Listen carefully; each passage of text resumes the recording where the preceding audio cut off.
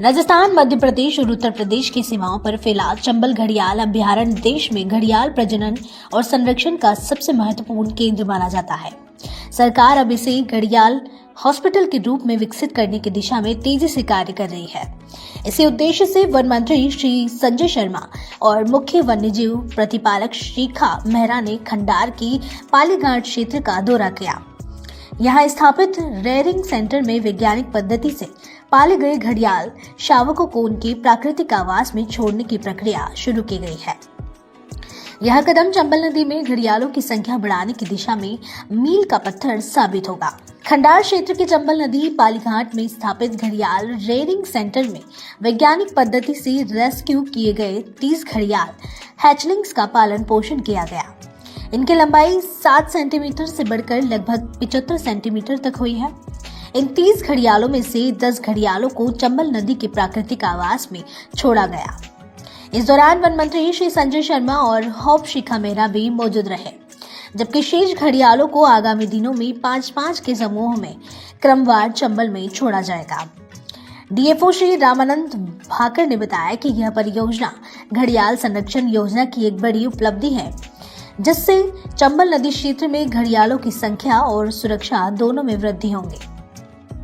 Actually जो घड़ियाल होते हैं वो नदी में मछली को खाते हैं और हम लोगों ने क्या किया था, इसको जो जिंदा मछली देने की कोशिश किया, क्योंकि हर बार ऐसे जो प्रोजेक्ट में क्या होता था, जो घड़ियाल को 2 साल तक अपन पालते हैं लेकिन उसमें मरा हुआ मछली देते हैं, जिससे इसका जो ग्रोथ वगैरह रेट वगैरह थोड़ा कम हो जाता है। लेकिन हम इसको सिर्फ 4 महीना भी रखेंगे, लेकिन इसको जो वाइल्ड में जो जैसे वो रहते हैं उसी हिसाब से इसको यहाँ रखा जाता है। इसको अच्छे से तापमान मिलता है जो इसका जो खाना वो हजम कर सकें, और इसको जिंदा मछली दिया गया है। और जो भी वाइल्ड में इसका जो सर्वाइवल इसका दोस्त होंगे, जो इसके साथ जो पैदा होंगे, उसी के साथ इसका ग्रोथ रेट भी अच्छा है। तो उसी की तरफ से इसको सर जैसे बताएंगे थे, जो पीछे रेडियो टेलीमेट्री का जो डिवाइस लगा गया है, और अगले 1 साल तक इसका पूरा मूवमेंट हमको पता चलता रहता है। उससे फिर हम इसको पता भी कर सकते हैं ये कहाँ इसका अपना घर बना रहे हैं, और फिर आगे पे इसका प्रोग्राम कैसे करेंगे हम। वन मंत्री संजय शर्मा ने चंबल घड़ियाल अभयारण्य का अवलोकन कर घड़ियाल संरक्षण, कृत्रिम प्रजनन और वैज्ञानिक रेयरिंग तकनीकों की जानकारी ली और व्यवस्थाओं की सराहना की। उन्होंने कहा कि चंबल नदी पारिस्थितिकी संतुलन की धुरी है। यहाँ घड़ियालों का संरक्षण केवल वन्य जीव संरक्षण नहीं, बल्कि पर्यावरणीय स्थिरता का प्रतीक है। पालीघाट में जिस प्रकार वैज्ञानिक ढंग से कार्य हो रहा है, उसी तर्ज पर धौलपुर और अन्य क्षेत्रों में भी चंबल नदी तंत्र में घड़ियाल संरक्षण को सशक्त किया जाएगा।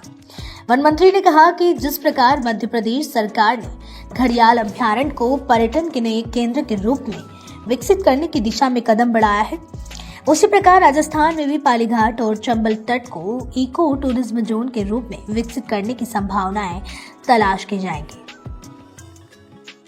हमारे यशस्वी मुख्यमंत्री आदरणीय भजन लाल जी के दिशा निर्देश अनुसार, उनकी प्रेरणा के अनुसार राजस्थान वन विभाग द्वारा यह अनूठा कार्य किया गया है।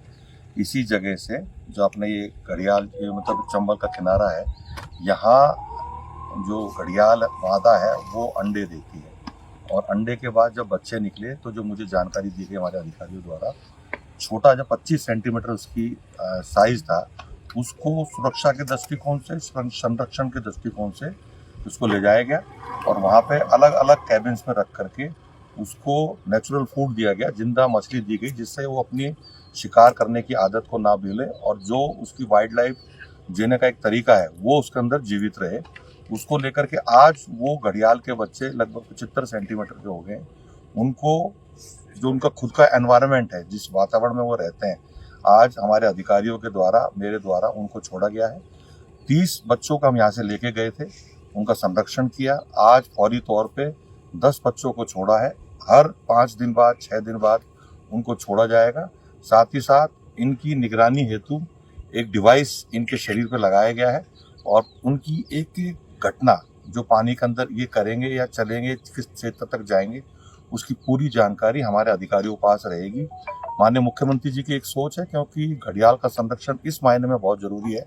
कई बार क्या होता है कि अंडे देने के बाद यहाँ पे सियार या जंगली जानवर या कुत्तों के द्वारा उनको खा लिया जाता है।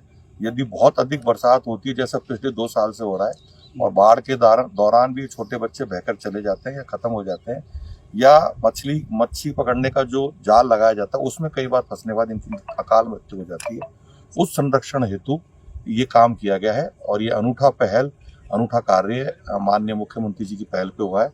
इसके लिए मैं बधाई देना चाहूँगा हमारे पीसीसी ऑफ वाइल्ड लाइफ आदरणीय शिखा मेहरा जी को, additional PCC of wildlife Rajesh Gupta ji को, हमारे डीएफओ आदरणीय भाकर साहब को, और जो एनजीओ संस्था इसमें हमारा सहयोग कर रही है, क्योंकि वन विभाग के साथ साथ एस्टल फाउंडेशन के नाम से एक संस्था है जो हमारा पूरा सहयोग कर रही है इसके संरक्षण में, और वन विभाग की पूरी टीम को बधाई देना चाहूँगा जिन्होंने माननीय मुख्यमंत्री जी की प्रेरणा से आज इस काम को बखूबी किया है। गौरतलब है कि राष्ट्रीय चंबल अभ्यारण्य जो राजस्थान, मध्य प्रदेश और उत्तर प्रदेश की सीमाओं में लगभग 5400 वर्ग मीटर क्षेत्र में फैला है। यह देश का प्रमुख घड़ियाल प्रजनन और संरक्षण केंद्र है, जहां हर वर्ष चंबल नदी से घड़ियालों के अंडे एकत्र किए जाते हैं, जिनसे घड़ियाल शावक निकलते हैं। इन्हें लगभग 3 वर्ष तक नियंत्रित वातावरण में पाला जाता है।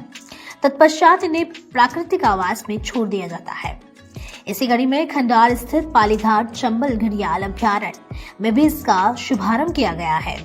इससे अब तीनों राज्यों में फैला यह क्षेत्र दुनिया का सबसे बड़ा प्राकृतिक घड़ियाल संरक्षण क्षेत्र बन चुका है। चंबल नदी पालीघाट घड़ियाल अभ्यारण्य पर हैचलिंग सेंटर पर घड़ियालों के बच्चों को रिलीज करने के लिए पहुंचे वन मंत्री ने अपनी टीम के साथ चंबल में बोटिंग कर चंबल सफारी का लुत्फ उठाया और अधिकारियों से चंबल सफारी की पूरी जानकारी ली और चंबल सफारी के लिए टूरिज्म बढ़ाने के निर्देश दिए।